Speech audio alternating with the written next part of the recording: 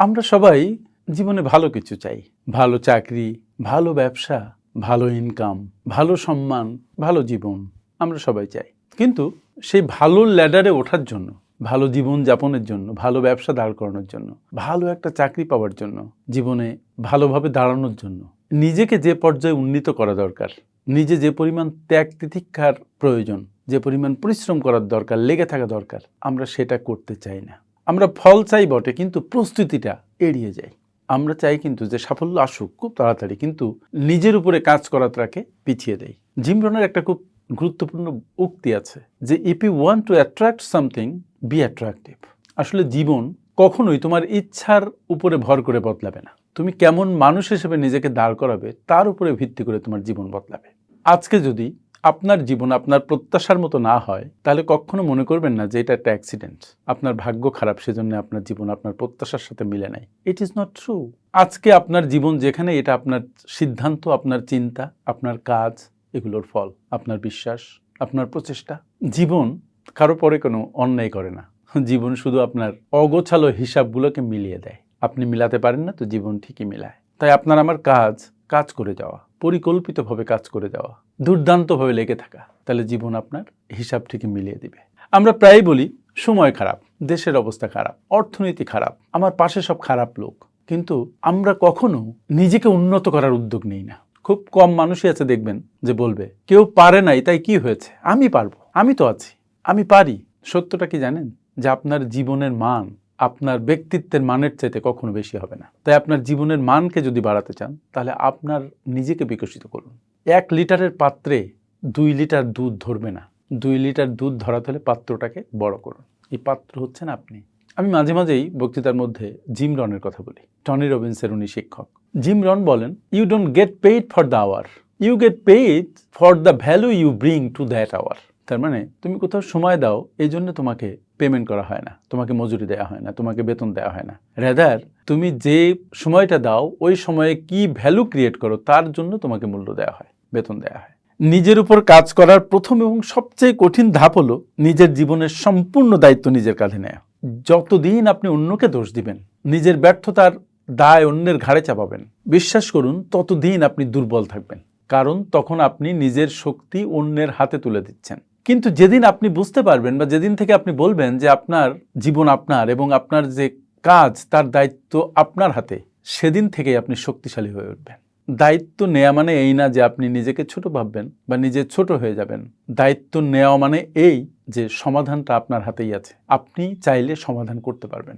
আপনি যেদিন থেকে বলবেন যে আমি শিখিনি বলে আমি পিছিয়ে আছি, সেদিন থেকে আপনি গ্রো করা শুরু করবেন, আপনি শিখতে শুরু করবেন। আপনি যেদিন বলবেন বা যখন বলেন যে এই দেশে কিছুই হবে না, তখন আপনি আপনার সম্ভাবনাকে পায়ে মারাচ্ছেন, পেছনে ফেলে দিচ্ছেন, সম্ভাবনার দরজাকে বন্ধ করে দিচ্ছেন। নিজের উপরে কাজ করার মধ্যে সবচেয়ে বড় জায়গাটা হচ্ছে চিন্তার স্তরে কাজ করা, থিঙ্কিং প্যাটার্ন নিয়ে কাজ করা। আপনার আয়, আপনার সম্পর্ক, আপনার পজিশন, আপনার অর্থ, সব কিছুর শিকড় হচ্ছে আপনার চিন্তার মধ্যে। ছোট চিন্তা করলে ছোট জীবনই পাবেন, আর বড় জীবন পেতে হলে বড় বড় চিন্তা করতে হবে। আপনার ছোট্ট চিন্তা থেকে বিরাট কিছু জন্মাবে, এটা কখনো হয় না। It is not science. অনেক মানুষ আছে যারা সারা জীবন শুধু ইনকাম বাড়ানোর চিন্তা করে, কিন্তু খুব অল্প মানুষ নিজের ভ্যালু বাড়ানোর চিন্তা করে। অথচ পৃথিবীর নিয়ম কিন্তু খুব সিম্পল, যে যত মানুষের সমস্যার সমাধান করতে পারবে সে তত বড় হবে। ব্যবসার ক্ষেত্রে আপনি কি করেন?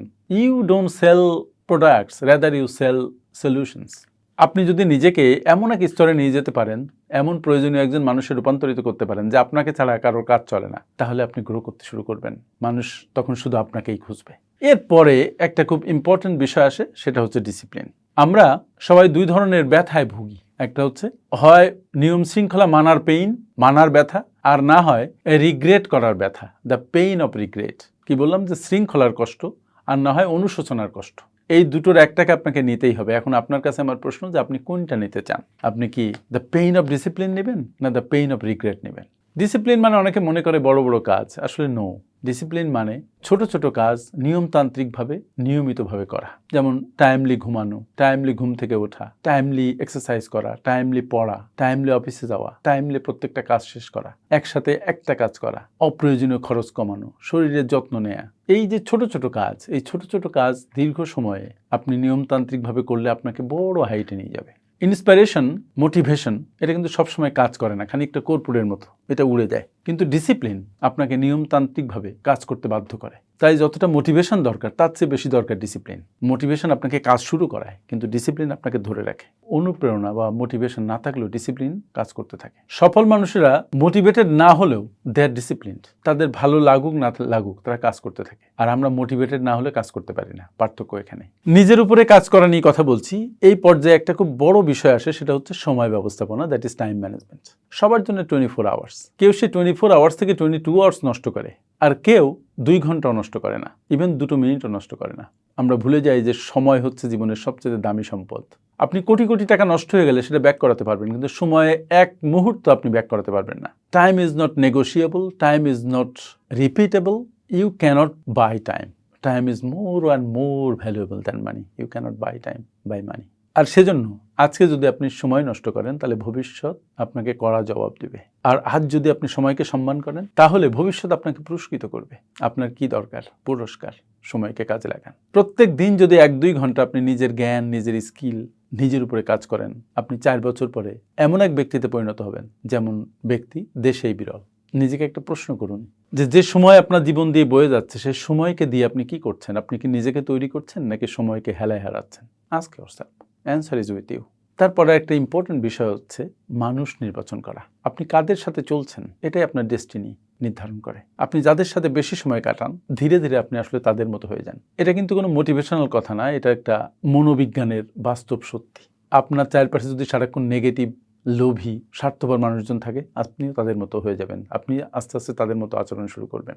যে ধরনের 5 জন মানুষের সাথে আপনি চলাচল করেন, আপনি কিছুকাল পরে ওই 5 জন মানুষের অ্যাভারেজ একজন ব্যক্তিতে পরিণত হন। এই যে circle of influence is very important and very dangerous as well. So কার সাথে মিশছেন? তারা কি আপনার জীবনকে এগিয়ে নিতে হেল্প করছে নাকি পিছিয়ে দিচ্ছে? খেয়াল করুন। আমি কিন্তু একবারও বলছি না যে সবাইকে ছেড়ে দিতে হবে, বরং নিজের গতিকে সুন্দর রাখার জন্য নিজেকে নিয়ন্ত্রণ করতে হবে এবং পজিটিভ মাইন্ডসেটের, গ্রোথ মাইন্ডসেটের মানুষকে খুঁজে বের করতে হবে, তাদের সাথে বেশি মিশতে হবে। নিজের উপরে কাজ করার আর একটা গভীর একটা দিক আছে, সেটা হচ্ছে মানসিক শক্তি বা মেন্টাল টাফনেস। জীবন আপনাকে আঘাত করবে, জীবনে ব্যর্থতা আসবে, দুঃখ আপনাকে আক্রান্ত করবে, কিন্তু আপনাকে সোজা থাকতে হবে, আপনাকে উঠে দাঁড়াতে হবে। আপনার ভেঙে গেলে চলবে না। আপনার ভিতরে অদম্য ইচ্ছা শক্তি থাকতে হবে, আপনার অ্যাটিটিউড পজিটিভ হতে হবে এবং সমস্ত দুঃখ, দুর্দশা, ব্যর্থতা, গ্লানি এগুলোকে অতিক্রম করে আপনার সফলতার সোনার হরিণকে ধরতে হবে। আপনি যতটা স্থির থাকতে পারবেন, অবিচলিত থাকতে পারবেন, ততই আপনি সামনে এগিয়ে যাবেন। শক্ত মানুষরা কষ্ট পায় না? পায়, কিন্তু তারা কষ্টকে হ্যান্ডেল করতে পারে এবং কষ্ট তাদেরকে থামাতে পারে না, বরং কষ্টকে অতিক্রম করে তারা সফলতার দিকে ধাবিত হয়। অনেকে বলে যে আমি কাল থেকে শুরু করব, সেই কাল আর কখনো আসে না। অনেকে বলে আমার মুডটা ভালো হোক তারপরে শুরু করব, সেই ভালো মুড তার জীবনে আসে না।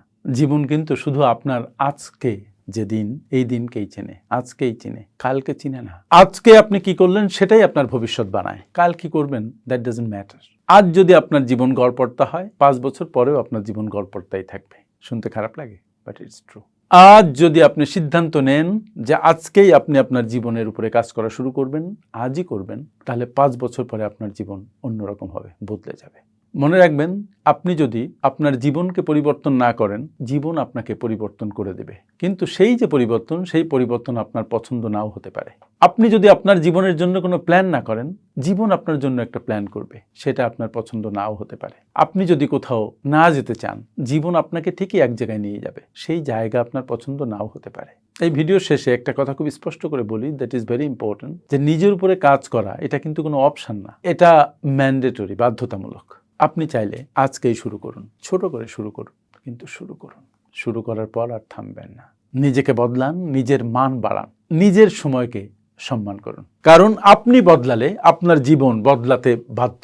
আমার সাথে এতক্ষণ থাকার জন্য অনেক অনেক ধন্যবাদ।